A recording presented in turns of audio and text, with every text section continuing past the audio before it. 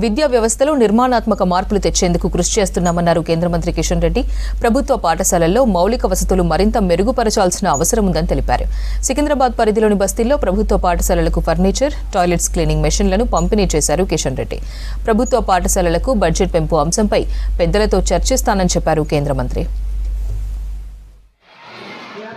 మరింతగా కల్పించాల్సినటువంటి అవసరం ఉంది. అనేక ప్రభుత్వ పాఠశాలలు కొన్ని మూతపడుతున్నటువంటి పరిస్థితి, ఉన్నటువంటి పాఠశాలల్లో సిబ్బంది లేనటువంటి పరిస్థితి, అదేవిధంగా పూర్తి సరైనటువంటి టాయిలెట్ సౌకర్యం కానీ క్లీనింగ్ విషయంలో కూడా కొంత ఇబ్బందులు ఉన్నాయి. తప్పకుండా రానున్న రోజుల్లో ఈ యొక్క మౌలిక వసతుల కల్పన కోసము ప్రభుత్వం తరఫున ప్రయత్నం చేస్తాము.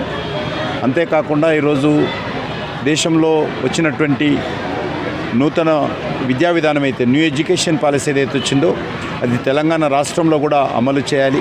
న్యూ ఎడ్యుకేషన్ పాలసీ వచ్చినట్లయితే వారు ఇంగ్లీష్తో పాటు తప్పకుండా విధిగా మాతృభాష వాళ్ళు పెద్దగా అయిన తర్వాత వాళ్ళకు ఉపయోగపడుతుంది.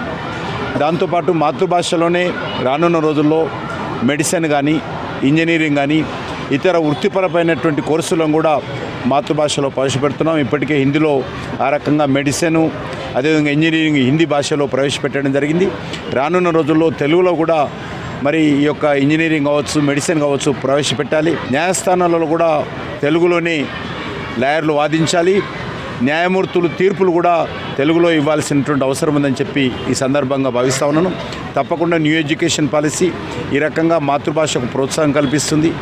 అదేవిధంగా హై స్కూల్ స్థాయి నుంచే వాళ్లకు అనేక రకాల నైపుణ్యత పెంచేటువంటి ప్రయత్నము, డిగ్రీ తీసుకున్న తర్వాత, పట్టాలు తీసుకున్న తర్వాత, బయటకు వచ్చిన తర్వాత తమ కాళ్ళ మీద నిలబడమే కాకుండా మరో 10 మందికి ఉపాధి అవకాశాలు మెరుగుపరిచే విధంగా ఈ యొక్క నూతన విద్యా విధానంలో విద్యార్థులకు ఆ రకమైనటువంటి శిక్షణ కల్పించేటువంటి వ్యవస్థ ఉంది. తప్పకుండా తొందరలోనే న్యూ ఎడ్యుకేషన్ పాలసీ తెలంగాణలో కూడా అమలు చేయాలని కోరుతా ఉన్నాను.